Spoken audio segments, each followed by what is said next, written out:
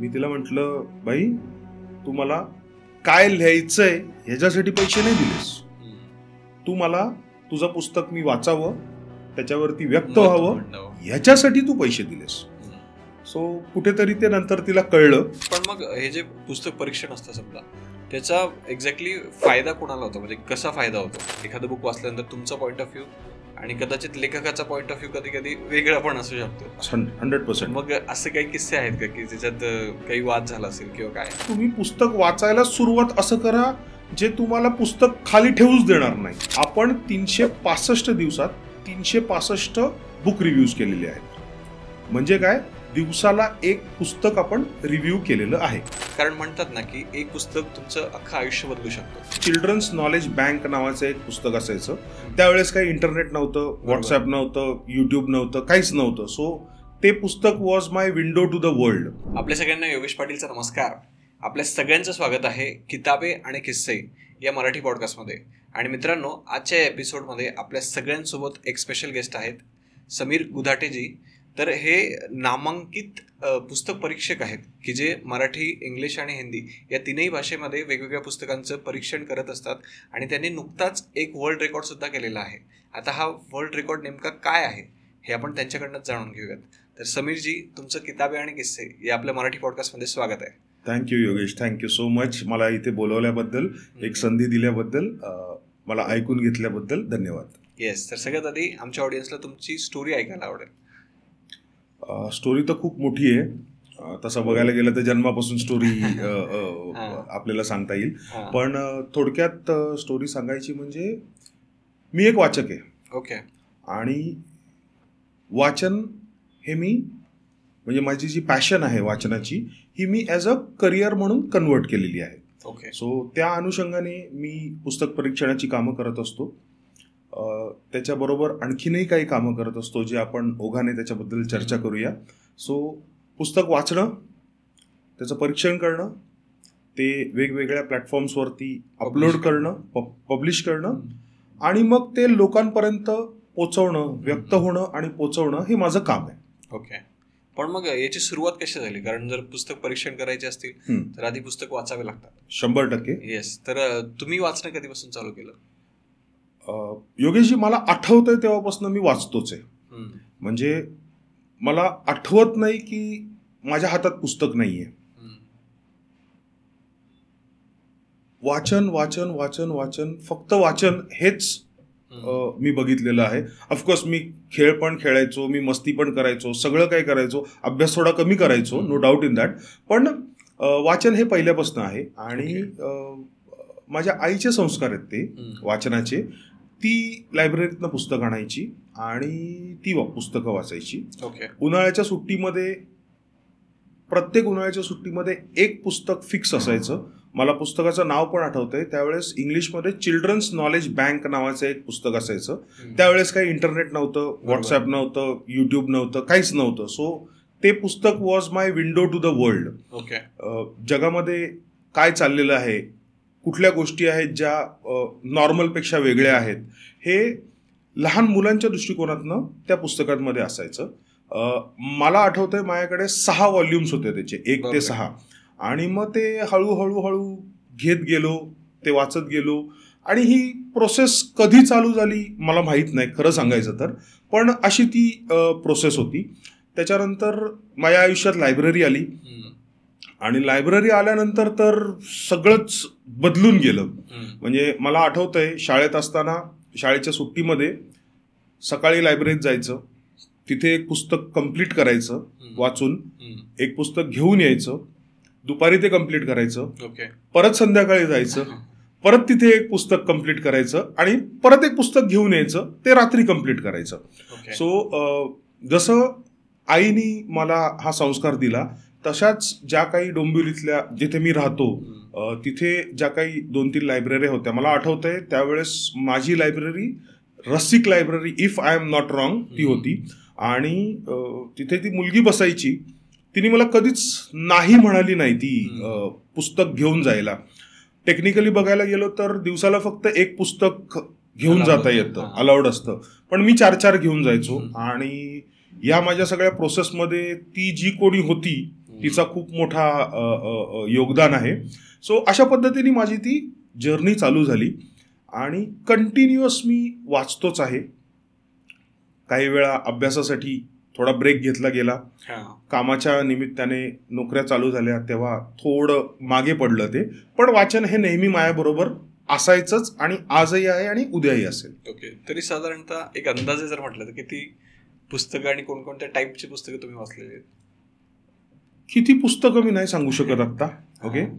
पण वाचताना जनरली काय होतं, लोकांचं असं असतं की जर मला हॉरर आवडतं तर मी सगळी हॉरर पुस्तकच वाचतो, जर मला मर्डर मिस्ट्री आवडतं तर मी मर्डर मिस्ट्री वाचतो. फॉर्च्युनेटली म्हणा किंवा अनफॉर्च्युनेटली म्हणा, माझं तसं नाहीये. ओके. मी सगळ्या प्रकारची पुस्तकं वाचतो. म्हणजे मी ऐतिहासिक पण वाचतो, मी रोमांस पण वाचतो, मी जेम्स बॉन्ड पण वाचतो. James Bond is my favourite. Okay.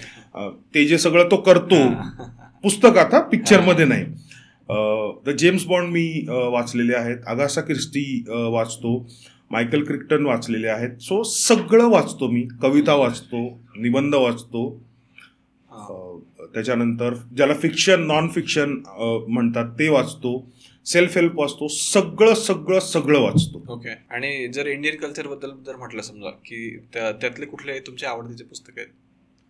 नाही, आता हा प्रश्न एका आईला जर विचारला की तुमची आवडती बाळं कुठली, तर आई सांगू शकेल का? नाही. सो सेम माझ्या बाबतीत आहे. तुम्ही मला एक पुस्तक जर या सगळ्यातनं काढायला सांगितलं तर ते शक्य नाहीये.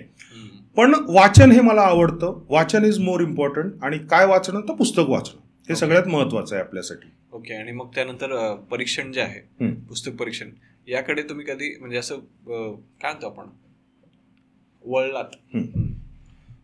वळलो म्हणजे ऍक्च्युली पुस्तकांमध्ये काहीतरी करायचं या उद्देशाने एक काळ असा होता, डोकं चालायला लागलेलं.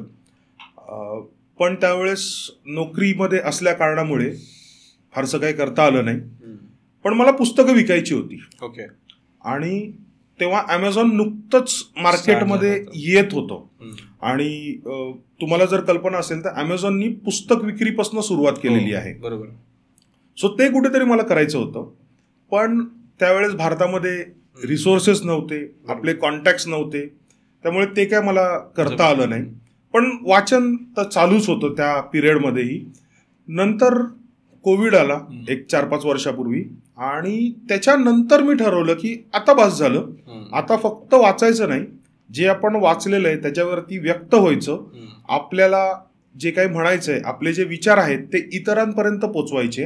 आणि अशा पद्धतीने माझ्या अंदाजाने एक 4-1 वर्षापूर्वी माझा पहिला रिव्ह्यू मी, मला वाटतं, इंस्टाग्रामवरती पब्लिश केला. ओके. आणि हे कुठे मांडत असतात किंवा पब्लिश करत असतात तुम्ही रिव्ह्यूज वगैरे?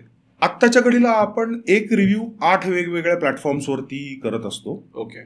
ॲमेझॉन आहे, गुडरीड्स नावाची एक वेबसाईट आहे त्याच्यावरती येतात, इंस्टाग्राम आहे, आपली स्वतःची वेबसाईट आहे, अजूनही काही ब्लॉगिंग साईट्स आहेत ज्याचा आपल्या भाषेत सांगायचं तर DA खूप जास्ती आहे. म्हणजे मीडियम नावाची एक वेबसाईट आहे, त्याच्यावरती केले जातात.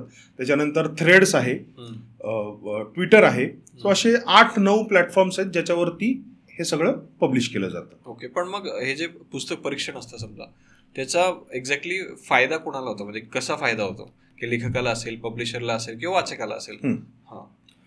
लेखकाला, पब्लिशरला आपण जरा नंतर येऊया.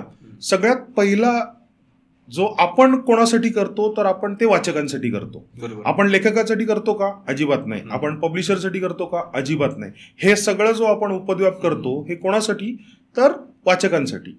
कारण आत्ताच्या परिस्थितीत झालंय असं की भरपूर पुस्तकं मार्केटमध्ये अवेलेबल आहेत, आणि जेव्हा आपण एखाद्या पुस्तकाच्या दुकानात जातो त्यावेळेस आपल्यालाच कळत नाही की कुठलं पुस्तक घ्यायचं आणि कुठलं पुस्तक नाही घ्यायचं. मॅक्सिमम लोक काय करतात, कव्हरवरनं जज केलं जातं आणि पुस्तक घेतलं जातं. ऍक्च्युली इंग्लिशमध्ये एक म्हण आहे, नेव्हर जज अ बुक्स बाय इट्स कव्हर. पण अनफॉर्च्युनेटली आज तेच केलं जातं. आकर्षक कव्हर असेल तर ते घेतलं जातं. मी नेहमी हे म्हणतो की पुस्तकाचं कव्हर बघू नका, कव्हर बघा.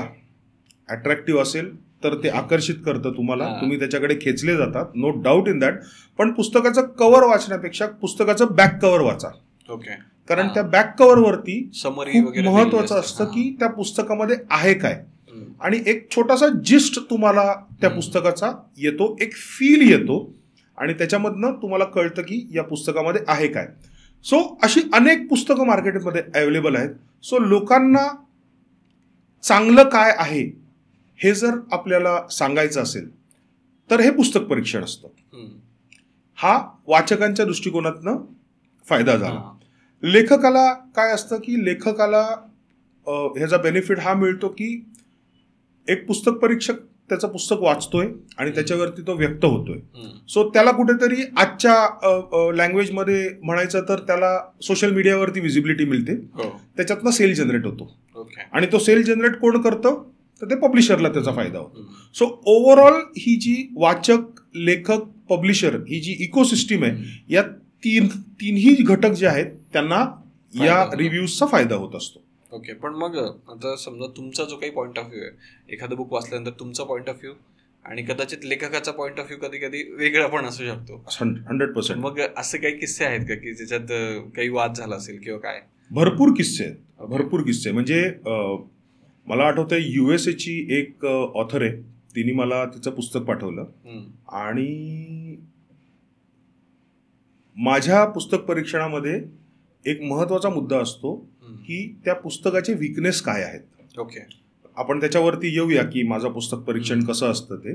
पण माझ्या पुस्तक परीक्षणामध्ये वीकनेस हा मुद्दा असतो म्हणजे असतोच. ओके. कारण मला असं वाटतं की कुठलाही माणूस जसा परिपूर्ण नाहीये तसं कुठलंही पुस्तक परिपूर्ण नाहीये. मी काय फार मोठा नाहीये की त्या लेखकाच्या चुका मी दाखवतोय, पण वाचकाच्या अनुषंगाने जर मी विचार करतोय तर काही थोड्याफार चुका होत असतात. लेखकाला ते कळत सुद्धा नसतं, पण जेव्हा माझ्या नजरेतनं ते पुस्तक जातं त्यावेळेस त्या चुका मला प्रकर्षाने दिसतात. तर त्या मी योग्य पद्धतीने माझ्या रिव्ह्यूमध्ये मांडत असतो. तर तिला ते खूप खटकलं. ओके. आणि इंस्टाग्रामवरती मी तिला टॅग केलेलं, आणि ती भांडायला लागली ना माझ्याशी. असं कसं तू म्हणतोयस, हे कसं असं लिहिलं, ते कसं लिहिलं, हे काढून टाक, ते काढून टाक. म्हटलं काढलं काहीच जाणार नाही. जे मला वाटतंय ते मी लिहिलेलं आहे. तुला पटतंय किंवा न पटतंय तो भाग वेगळा आहे. ओके. मला विचार करायची हे आहे, मला व्यक्त व्हायची ताकद आहे, जी तू काढू शकत नाहीस. तर तिच्याकडनं उत्तर आलं की मी तुला पैसे दिलेत. मी तिला म्हटलं बाई, तू मला काय लिहायचंय ह्याच्यासाठी पैसे नाही दिलेस. तू मला तुझं पुस्तक मी वाचावं, त्याच्यावरती व्यक्त व्हावं, ह्याच्यासाठी तू पैसे दिलेस. सो कुठेतरी ते नंतर तिला कळलं, आणि नंतर ते सगळं सॉर्ट आउट झालं, आणि आजही त्यांची पुस्तकं आपल्याकडे रेग्युलर बेसिसवरती येत असतात. ओके. आता हे झालं, त्यांना असं वाटत होतं की आपण निगेटिव्ह रिव्ह्यू दिला, त्या अनुषंगाने त्यांना असं वाटत होतं. पण माझ्याकडे अनेक ऑथर्सच्या टेस्टिमोनियल्स आहेत ज्या मी माझ्या सोशल मीडियावरती अपलोड करत असतो. ऑथर जेव्हा माझा रिव्ह्यू वाचतो तेव्हा त्यांना तो परिपूर्ण रिव्ह्यू वाटतो. ओके. आणि they are absolutely happy with the kind of review which comes out from me as compared to the other book reviewers who are working right now in India. Okay. म्हणजे तो एक benefit आहेच ना, कारण आपण काम करतोय, स्वतःचं काम प्रत्येकाला चांगलंच वाटतं. बरोबर. जर आपल्याला लाईफ मध्ये ग्रो व्हायचं तर कोणीतरी एक असं परीक्षक हवाच असतो आपल्याला. राईट. त्याने आपल्या कामाची लेवल नेक्स्ट लेवलला आपण जाऊ शकतो बेसिकली. राईट. परफेक्ट, एकदम परफेक्ट. आता ही जी तुमची प्रोसेस असते, समजा बुक रिव्ह्यूची किंवा परीक्षणाची, तर ती कशी असते, म्हणजे काय काय स्टेप्स असतात त्याच्यामध्ये नॉर्मली? ओके. जनरली काय मला प्रश्न विचारला जातो की रिव्ह्यूची प्रोसेस काय असते. तुम्ही विचारलं तुमच्या रिव्ह्यूची प्रोसेस काय आहे. खूप मोठा फरक आहे. ओके. कुठेही त्या रिव्ह्यूची प्रोसेस डिफाईन केलेली नाहीये. ओके. म्हणजे पहिली नंतर दुसरी, दुसरी नंतर तिसरी, जसं डिफाईन्ड आहे तसं ह्याच्यात कुठे डिफाईन्ड नाहीये. पण माझी एक स्वतःची process me over a period of time develop केलेली आहे. त्याच्यामध्ये सगळ्यात महत्वाचा फॅक्टर म्हणजे पुस्तक कव्हर टू कव्हर वाचणं. ओके. जोपर्यंत मी पुस्तक वाचत नाही भाई, तोपर्यंत मी त्याच्यावरती एक्सप्रेसच करू शकत नाही, मी व्यक्तच करू शकत नाही. आणि ते पण कव्हर टू कव्हर, असं नाही की कव्हर टू कव्हर. सो पहिलं ते वाचायचं. त्याच्यानंतर वाचता वाचताच माझे पॉइंट्स चालू होतात की याच्याबद्दल मला काय वाटतंय, ओके, लेखनशैली काय प्रकारामध्ये जाणारी आहे, काय काय इमोशन्स त्याच्यात बघितल्या गेलेले आहेत, काय काय इमोशन्स दाखवल्या गेलेले आहेत, कॅरेक्टर्स कशी आहेत, त्यांचं ग्रोथ कशी आहे, कॅरेक्टर आर्क ज्याला आपण म्हणतो ते कसं आहे, त्याच्यानंतर सपोर्टिंग कॅरेक्टर्स कसे आहेत, प्लॉट काय आहे, स्टोरी काय आहे, ओके, त्याच्यानंतर ओव्हरऑल पुस्तकाचे स्ट्रेंथ काय आहेत, जमेच्या बाजू काय आहेत, विकनेसेस काय आहेत. सो असे माझे टोटल 11 पॉइंटर्स आहेत, ओके, ज्याच्यावरती मी ते पुस्तक अनालाइज करतो. आणि हे सगळी प्रोसेस माझी चालू होते पुस्तक वाचतानाच. ओके, ती कच्च्या लेवलला असते, एका वेगळ्या नोटबुकमध्ये ते सगळं जॉट डाऊन केलं जातं. आणि त्याच्यानंतर मी 2 दिवस त्या पुस्तकाकडे आणि त्या रिव्ह्यूकडे बघत पण नाही, तोपर्यंत माझी दुसरी पुस्तकं चालू झालेली असतात. 2 दिवसानंतर मी परत जे मी जॉट डाऊन केलेलं आहे त्याच्यावरती येतो आणि मग माझा एक कच्चा ड्राफ्ट रिव्ह्यूचा तयार होतो. परत मी 1-2 दिवसाचा ब्रेक घेतो आणि मग ते फायनल केलं जातं आणि मग ते पब्लिश किंवा अपलोड केलं जातं.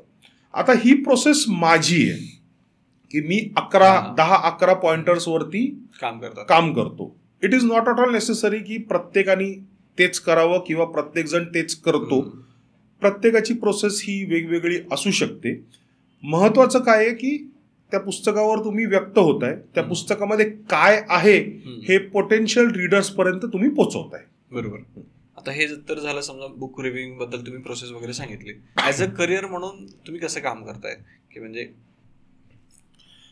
ऍज अ करिअर म्हणून हे मी फुल टाइम करतोय. ओके, हे फुल टाइम करण्यासाठी मैंने बहुत पापड बेले है. साधारण 4-1 वर्ष आपण कंटिन्युअसली या सेक्टरमध्ये काम करतोय आणि क्वालिटी बुक रिव्ह्यूज आपण प्रोव्हाइड करतोय. त्यामुळे आपण या लेवलला पोचलेलो आहोत. सो त्या अनुषंगाने मॉनिटायझेशन बघायचं तर आयदर ऑथर किंवा पब्लिशर ज्यांच्याकडनं मला पुस्तकं येतात त्यांच्याकडनं मला पेआउट येतं. पण ते पेआउट मी जसं मगाशी सांगितलं की रिव्ह्यू काय लिहिण्यासाठी नसतो, तर ते वाचण्यासाठी आणि रिव्ह्यू लिहिण्यासाठी असतो. आणि फुल टाइम करिअर ह्याच्यात पॉसिबल आहे, पण लगेच त्याच्यात उडी मारू नका. तुमचा जो काही तुम्ही करताय, धंदा करताय, जॉब करताय, तो आधी चालू ठेवा, हळूहळू याच्यात या, तुमचा जम बसवा आणि मग जर तुम्हाला वाटलं की एक सर्टन अमाऊंट तुम्ही दर महिन्याला ह्याच्यातनं जनरेट करू शकताय तर ह्याच्यामध्ये तुम्ही फुल टाइम मध्ये येऊ शकाल. पण सुरुवात करताना रिस्क अजिबात घेऊ नका, कारण हे पूर्णपणे व्हॉलेटाईल मार्केट आहे. अनेक रिव्ह्युअर्स येत असतात, कमी पैशात काम करत असतात. सो त्या अनुषंगाने फुल टाइम लगेच येऊ नका, हळूहळू याच्यात फुल टाइम मध्ये या. ओके, पण मग आता जसं यात पण कॉम्पिटिशन आहे, बरोबर, तर मग जर एखाद्याला स्वतःचा काहीतरी युनिकनेस याच्यामध्ये ठेवायचं असेल तर तुम्ही काय सजेस्ट कराल की समजा मी जे काय करतो ते मला असं वाटतं की मी युनिक पद्धतीने करतो. मी जेव्हा एखादा पब्लिशर पुस्तकं पाठवतो तेव्हा तो काय फक्त मला पाठवतो का? नाही, तो अजून 4-5 जणांना पाठवतो. जेव्हा मी त्यांचे रिव्ह्यूज बघतो आणि जेव्हा माझे रिव्ह्यूज त्यांच्यासमोर कम्पेअर केले जातात त्यावेळेस पब्लिशरकडनं जे काही मला येतं, ऑथरकडनं जे काही ॲप्रिसिएशन येतं, हेच महत्वाचं आहे माझ्यासाठी की ह्याच्यातनंच तो डिफरन्शिएटर काय आहे हे कळून येतं. आणि हे फक्त येतं एक्सपिरियन्स, त्याच्याशिवाय दुसरा त्याला काहीही पर्याय नाहीये. जेवढं जास्ती तुम्ही वाचाल, जेवढं जास्ती तुम्ही लिहाल, तेवढं तुमचं जे क्राफ्ट आहे ते पॉलिश्ड होत जातं. आणि कॉम्पिटिशन जर तुम्ही म्हणाल तर ते प्रत्येक ठिकाणी आहे आणि तुम्हालाच तो जो डिफरन्शिएटर आहे हा तुम्हालाच शोधून काढला पाहिजे. माझ्या रिव्ह्यू मधला डिफरन्शिएटर हा असतो की माझा रिव्ह्यू हा साधारण 700 शब्दांचा असतो. म्हणजे कधी कधी माझी आई म्हणते की अरे तुझा रिव्ह्यू जास्ती मोठा आहे त्या पुस्तकापेक्षा. जोक्स अपार्ट, पण that is what my differentiator is all about. Because माझा जो रिव्ह्यू असतो तो in detail, in depth review असतो आणि परिपूर्ण रिव्ह्यू ज्याला आपण म्हणतो. मी मानत नाही माझा रिव्ह्यू आहे, पण ऑथर्स आणि पब्लिशर्स हे म्हणतात की माझा रिव्ह्यू परिपूर्ण आहे, पूर्ण आहे. पण हे हळूहळूच होणार आहे आणि एक्सपिरियन्सनीच होणार आहे. ओके, आणि विशेष म्हणजे तुमचा बुक रिव्ह्यूचा जरी एक्सपिरियन्स असला पण तुम्ही वाचता खूप दिवस झाले ना, हम्म. म्हणजे तो पण मॅटर करतो. सर्टनली वाचन हे सगळ्यात जास्ती महत्वाचं आहे. फक्त बुक रिव्ह्यूच्या अनुषंगाने नाही, ओव्हरऑल तुम्हाला जर Personality लाईफमध्ये ग्रो व्हायचं असेल तर पुस्तकं हे पर्यायच नाही त्याला. आजच्या या डिजिटल एजमध्ये अनफॉर्च्युनेटली पुस्तकं खूप कमी झालेली आहेत. इंटरनेट आलेलं आहे, इंस्टाग्रामवरती तर काय सट आपण Reels वगैरे 3 चालू सेकंदाला असतात. रील बदलतो आपण. माझी मुलगी आहे 3 सेकंदात मध्ये ती 3 रील्स बघते. मी तर 15 सेकंदामध्ये एक बघू शकत नाही. सो ते सगळे फॅक्टर्स आहेत. पण जसं इंग्लिशमध्ये म्हणतात, once a reader always a leader, हे 100% ट्रू आहे. So it overall helps in your development. Okay, आता थोडंसं तुमच्या रेकॉर्ड बद्दल बोलूयात, की जो नुकताच तुम्ही रेकॉर्ड केलेला आहे. राईट. तर त्याबद्दल थोडंसं सांगा ना. आपण जो रेकॉर्ड केला तो जेवढी मला माहिती आहे त्याच्या अनुषंगाने भारतात काय, जगात असं काही कधी झालेलं नाहीये. आपण 365 दिवसात 365 बुक रिव्ह्यूज केलेले आहेत. म्हणजे काय, दिवसाला एक पुस्तक आपण रिव्ह्यू केलेलं आहे. पण मग ते वाचून 100%. जोपर्यंत मी वाचणार नाही, पुस्तक हात लावणार नाही, मी माझे नोट्स काढणार नाही, मी सगळी जी प्रोसेस आपण मगाशी बघितली, जोपर्यंत त्या प्रोसेसमधनं पुस्तक जात नाही तोपर्यंत ते अपलोड होणार नाही. बरोबर. सो या प्रोसेसमधनं सगळी ती 365 पुस्तकं गेलेली आहेत. आणि त्याच्यानंतर ही प्रोसेस चालू होती बरं का. म्हणजे 365 झाले हे मला माहीत पण नव्हतं. एक दिवस असंच मी माझं फेसबुक पेज बघत होतो की काय आहे बाबा, बघूया काय चाललंय फेसबुक पेजवरती. बेसिकली मी अनालिटिक्स बघत होतो. सो त्याच्यामध्ये मला असं दिसलं की हे कंटिन्युअस प्रोसेस चाललेली आहे. तुम्ही म्हणाल की रेकॉर्ड करण्याच्या दृष्टिकोनातनं हे झालं का, अजिबात नाही. हे आपण काम करत गेलो आणि तो रेकॉर्ड होत गेला. सो ते सगळं मी अनालिटिक्स बघत होतो तेव्हा माझ्या लक्षात आलं की अरे असं हे 365 दिवस झालेले आहेत ऑलरेडी. मग जरा इंटरनेटवरती सर्च केलं की असं काही आहे का. माझ्या ओळखीचे एक जण आहेत, त्यांचे 6 वर्ल्ड रेकॉर्ड्स आहेत. त्यांना मी विचारलं की सर असं काही करता येऊ शकेल का. ते म्हणाले बिंदास कर. तो एक बूस्ट होता माझ्यासाठी. सो मग आपण रेकॉर्ड कंपनीजला अप्रोच केलं. त्यांनी आपल्याला सगळं मागवलं, त्यांना काय काय हवं आहे ते सगळं आपण दिलं. त्यांनी ते व्हेरीफाय केलं, चेक केलं आणि मग आपल्याला सर्टिफिकेट मिळालं की 365 दिवसात 365 book reviews. Congratulations. Thank you so much. पण समीरजी, जसं तुम्ही 365 दिवसात 365 पुस्तकं वाचून झाले तुमचे, राईट. म्हणजे एका दिवसात एक कम्प्लीट पुस्तक, राईट. तर एवढा स्पीड कसं काय डेव्हलप केला तुम्ही स्वतःमध्ये. सगळ्यात पहिलं योगेश, 365 दिवसात 365 बुक रिव्ह्यूज म्हणजे दिवसाला एक पुस्तक असं नाहीये. मोठं पुस्तक असतं कधीतरी 2 दिवस लागतात त्याला. पण पुस्तकं रिव्ह्यूज जे आहेत ते आपण 365 केलेले. 2 दिवस जरी म्हटलं तरी एक पुस्तक. I am coming to it. Okay, म्हणजे तुमचं असं म्हणणं आहे की एवढा स्पीड कसा. ओके, हे फक्त तुमचंच म्हणणं नाही, अनेक लोक आहेत जे याच्याबद्दल शंका उपस्थित करतात की आम्हाला एक पुस्तक वाचायला एक महिना लागतो. काही लोक तर म्हणतात की पहिल्या 10 पानांमध्ये आम्ही ते पुस्तक ठेवून देतो. तर तुम्ही कसं केलं हे. तर त्याचं उत्तर असं आहे की मी UPSC साठी तयारी करत होतो. आणि परत तो काळ असा होता की इंटरनेट नव्हतं अभ्यास करायला, सोशल मीडिया नव्हतं अभ्यास करायला. आज जे खान सर करतात किंवा दिव्यकीर्ती सर करतात तसा काही स्कोपच नव्हता. आणि मी काही दिल्लीला गेलो नव्हतो तयारी करायला, मी घरनंच तयारी करत होतो. सो तो काळ जो होता तो काळ मी 12 ते 14 तास अभ्यास करायचो. आणि जर कोणी आपले व्ह्युअर्समध्ये UPSC देणारे असतील किंवा ज्यांनी दिलेली आहे प्रिपरेशन त्यांना माहिती असेल की UPSCचा जो सिलेबस आहे ना तो खूप वास्ट आहे. म्हणजे त्यावेळेस मी म्हणायचो anything under the sun is syllabus of UPSC. So त्या अनुषंगाने मी खूप वाचायचो. सो तो स्पीड माझा नॅचरली डेव्हलप झाला. आणि मी काय IAS IPS तर होऊ शकलो नाही, पण तो जो स्पीड डेव्हलप झाला त्याचा मला इथे वापर करता येतो, इकडे त्याचा मला उपयोग होतो.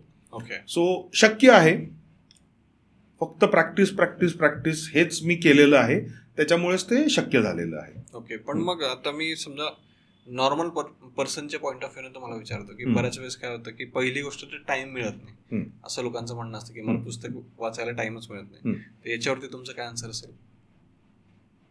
मी असंच म्हणेन की वेळ काढावा लागेल तुम्हाला. म्हणजे लोक 5 वाजता सकाळी रविवारी उठून क्रिकेट खेळायला जातात, मी बघतो.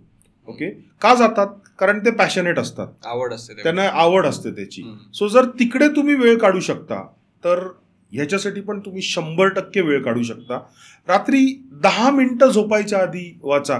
2 रील कमी बघितले काही हरकत नाही, बघा रील्स. मी अजिबात असं म्हणत नाही की रील्स बघू नका, पण काही लोक आहेत असे जे 15 मिनिटं झोपायच्या आधी पुस्तक वाचतात. ओके. तर हळूहळू कल्टिवेट करा ही हॅबिट. Okay. ही एका दिवसात होणार नाहीये. कित्येक लोक आहेत जे, आता माझ्या ऑफिसमध्ये एक जण आलेला, तो माझ्या पुस्तकाचा रॅक बघूनच म्हणाला मला झोप यायला लागली. असं काही होत नसतं ऍक्च्युली. ओके, ते सगळं आपल्या डोक्यातलं. म्हणजे जर नवीन एखादं असेल समजा की ते जास्त पुस्तकं पाहून पण समजा बर्डन येतं किंवा पुस्तकाची साईज जर मोठी असेल तर थोडंसं असं प्रेशर आल्यासारखं होतं. होत असेल इंडिव्हिज्युअली, मला तर कधी आलं नाही, त्यामुळे ते काय प्रेशर असतं हे मी तरी सांगू शकणार नाही. पण शेवटी you have to go through it. The only way out is through it, ते आपण जे म्हणतो. त्या अनुषंगाने जर तुम्हाला ही हॅबिट डेव्हलप करायची असेल तर कुठेतरी सुरुवात करायला हवी. आणि त्या अनुषंगाने रोज 1 पान वाचा, खूप झालं. सुरुवात करा, हे मी एवढंच म्हणेन फक्त. आणि बऱ्याच लोक म्हणजे सुरुवात करतात पण ते शेवट नाही होत. म्हणजे पुस्तक वाचायला सुरुवात करतात पण शेवटपर्यंत ते कम्प्लीट नाही करू शकत, मध्येच ते पुस्तक सोडून देतात.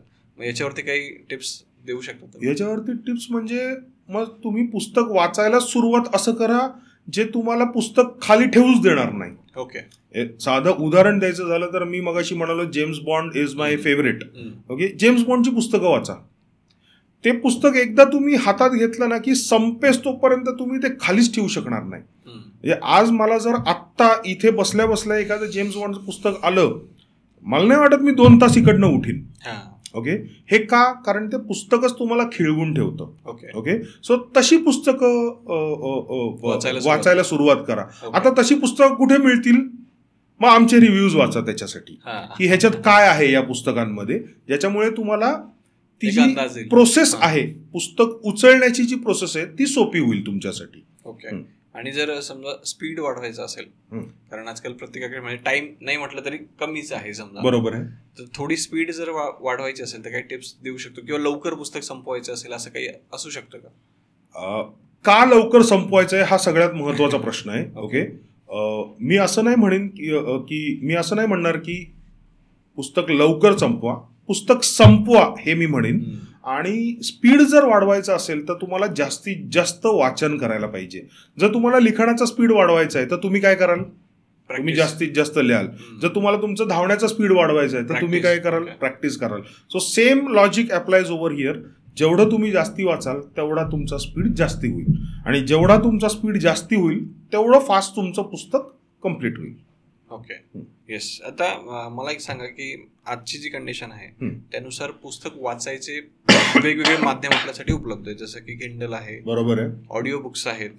तर तुमचं आवडतं काय की समजा, किंवा नॉर्मल बुक असेल, तुमच्या आवडतीचं काय आहे? पहिला प्रेफरन्स इज पेपरबॅक. ओके, हातात घेतलं ते पुस्तक, उघडलं, पहिला त्याचा तो वास घेतला. नवीन नवीन जेव्हा अमेझॉन मधनं ते येतं तेव्हा ते उघडायचं, त्याचा पानं फ्लिप करायची, तो वास घ्यायचा, इंकचा वास, ते ॲडिक्शन आहे सगळं. ओके, पहिला प्रेफरन्स हा 100% पेपरबॅक आहे. आणि कुठल्याही सिरियस रीडरला तुम्ही विचारलं तर तो पेपरबॅक हाच पहिला प्रेफरन्स म्हणेल. ओके, अनफॉर्च्युनेटली काय झालंय, आपली घरं दिवसेंदिवस छोटी छोटी व्हायला लागली आहेत. ओके, त्याच्यामुळे खूप सारे लोक किंडलवरती शिफ्ट झालेत. तर माझ्यासाठी किंडल हा सेकंड प्रेफरन्स असेल. आणि ऑडिओ बुक जर तुम्ही म्हणाल तर तो माझ्यासाठी तिसऱ्या प्रेफरन्सला असेल. आत्तापर्यंत मला आठवतंय मी एखाद दुसरं पुस्तक फक्त ऐकलं असेल. त्याचा मागचं लॉजिक असं आहे की ते ऐकण्यापेक्षा ते वाचणं मी जास्ती एन्जॉय करतो. पण अशी भरपूर लोक आहेत जे म्हणतात आम्हाला वाचायला कंटाळा येतो, आम्ही ऑडिओ बुक्स ऐकतो, खूप चांगली गोष्ट आहे. वाचत नाही तर ऐका, पण त्याच्यामध्ये जो मॅटर आहे, जो कंटेंट मॅटर आहे, तो मॅक्सिमम ऍब्झॉर्ब करा. हे सगळ्यात महत्वाचं. सो मीडियम कुठलं आहे हे इममटेरियल आहे. त्याच्यात काय आहे आणि तुम्ही त्यातनं काय शिकता हे आपल्यासाठी जास्ती महत्वाचं आहे. ओके, आता थोडंसं तुमच्याबद्दलच परत येऊयात आपण तुमच्याकडे. सर्टनली. येस. तर आता तुमचे पुढे काय प्लॅन्स आहेत, की जसं तुम्ही सांगितलं की तुम्ही अजूनही काही नवीन गोष्टी स्टार्ट करतात, किंवा काय प्लॅनिंग आहेत पुढे प्लॅन म्हणजे सगळ्यात महत्वाचा असा एक आहे की जे अनेक दिवस मला अनेक लोक करायला सांगतायत, ते म्हणजे व्हिडिओ फॉर्मॅटमध्ये बुक रिव्ह्यूइंग करणं. सगळं झालेलं आहे. रेकॉर्डचं बटन दाबायचंय, ते इकडनं गेल्यानंतर ते रेकॉर्डचं बटन दाबलं जाईल. तर हे झालं एक गोष्ट. आता मगाशी तुम्ही मला विचारलं की तुम्ही कुठली पुस्तकं रेकमेंड कराल, तर हे फक्त तुम्ही नाही, हे भरपूर लोक विचारतात की आम्हाला वाचन सुरुवात करायचंय, तर तुम्ही कुठली पुस्तकं आम्हाला रेकमेंड कराल. सो त्या अनुषंगाने एक नवीन कॉन्सेप्ट मी चालू करतोय. 23 एप्रिलला वर्ल्ड बुक डे असतो. मला माहित नाही हा व्हिडिओ कधी जाईल, पण जर 23च्या आधी आला तर 23 तारखेला ते लॉन्च होईल. जर तुम्ही 23 तारखेच्या नंतर बघत असाल 23 एप्रिलच्या, तर ते ऑलरेडी लॉन्च झालेलं आहे असं समजा. समीर रेकमेंड्स नावाचा आपण एक कॉन्सेप्ट चालू करतोय, ज्याच्यामध्ये जे नेहमी मला विचारलं जातं की कुठलं पुस्तक वाचलं पाहिजे, त्याचं उत्तर हे आहे समीर रेकमेंड्स. तर मी काय करतोय, जी पुस्तकं मी वाचलेली आहेत त्याच्याबद्दल मी एक छोटासा मेसेज डेव्हलप करतोय. तो सोशल मीडियावरती जाईल, बहुतेक तो व्हिडिओ फॉर्मॅटमध्ये पण जाईल. ओके, सो त्या अनुषंगाने वर्ल्ड बुक डेला ही कॉन्सेप्ट चालू होतीये. अरे वा, बेस्ट विशेष. Thank you so much. येस. आता एक शेवटचा क्वेश्चन विचारतो मी तुम्हाला, की तुम्ही भरपूर सारे पुस्तकं वाचतात आणि असं म्हणतात की बुक्स वाचल्यामुळे बऱ्याचशा गोष्टी आपल्यामध्ये चेंज होतात. तर तुमची जी पर्सनॅलिटी होती, समजा आधीची पर्सनॅलिटी आणि आजची जी पर्सनॅलिटी आहे, त्याच्यामध्ये काय मेजर शिफ्ट आलाय? नाही, फक्त पुस्तकं हा एक पॅरामीटर नाहीये त्याच्यामध्ये. मी माझ्या इंडिव्हिज्युअल बद्दल बोलतोय. फक्त पुस्तक हा एक पॅरामीटर नाहीये. मला युपीएससीची तयारी जेव्हा मी करत होतो त्यावेळेस मी फक्त परीक्षेची तयारी करत नव्हतो, मी त्याबरोबर इंटरव्ह्यूची तयारी करत होतो. सो ते खूप इन्कल्केट झालेलं आहे माझ्या पर्सनॅलिटीमध्ये. तसं बघायला गेलं तर मला आर्मीमध्ये जायचं होतं आणि हे माझे वडील एअरफोर्समध्ये होते. सो ते मी सगळं बघितलेलं आहे. आणि मी मला वाटतं 7वी का 6वी मध्ये होतो त्यावेळेस मी ठरवलेलं मला डॉक्टर आणि इंजिनियर नाही व्हायचंय. मग काय व्हायचंय, मोस्टली लोक ठरवतात की एक्झॅक्टली. सो ते मी ठरवलेलं. आणि मग वडिलांना मी बघत होतो, ते त्यावेळेस एअरफोर्समधनं बाहेर होते, पण ते सगळं कल्चर सगळं डिफेन्सच असल्यामुळे ते नॅचरल होतं माझ्यासाठी. अनफॉर्च्युनेटली मी जाऊ शकलो नाही, ते भाग वेगळा आहे. पण तो अभ्यास, त्याच्या इंटरव्ह्यूची तयारी, त्याच्या फिजिकलची तयारी, मी बास्केटबॉल खेळत होतो त्यावेळेस, मी आजही खेळतो, तर ते सगळं, इतर लोक जी आहेत, पुस्तकं आहेत, आपल्याला आलेले अनुभव आहेत, किस्से आहेत, या सगळ्यातनं माझी पर्सनॅलिटी घडत गेली असं मला वाटतं. पुस्तकांचा खूप मोठा रोल आहे, लायब्ररीचा खूप मोठा रोल आहे. ती जी एक मी व्यक्ती बोललो तिचा तर खूप मोठा रोल आहे, ती दिवसाला मला 4 पुस्तकं देत होती. सो पुस्तकं मेजरली आहेतच, पण पुस्तकांबरोबर माझ्या पर्सनॅलिटी इम्प्रूव्हमेंटमध्ये इतर पण काही गोष्टी आहेत. Okay, yes. तर थँक्यू सो मच समीरजी की तुम्ही इतक्या लांबून आपल्या स्टुडिओमध्ये आलात आणि आमच्या खास ऑडियन्ससाठी हा खास एपिसोड रेकॉर्ड करायची संधी दिली. थँक्यू योगेश, थँक्यू मला बोलवल्याबद्दल. म्हणजे बुक रिव्ह्यूअरला कोणी बोलवतंय हे बुक रिव्ह्यूअरसाठी खूप आनंदाची गोष्ट आहे. So thank you very much. आणि तुमचे जे कोणी व्ह्युअर्स आहेत त्यांना मी परत हेच सांगेन, एक पान वाचा, एक पॅराग्राफ वाचा, पण वाचायला सुरुवात करा. वाचाल तर वाचाल, जे आपण फार पूर्वीपासून ऐकत आलेलो आहोत, ते आता ऐकायचे दिवस नाही राहिले, तर ते वाचायचे दिवस आलेले आहेत.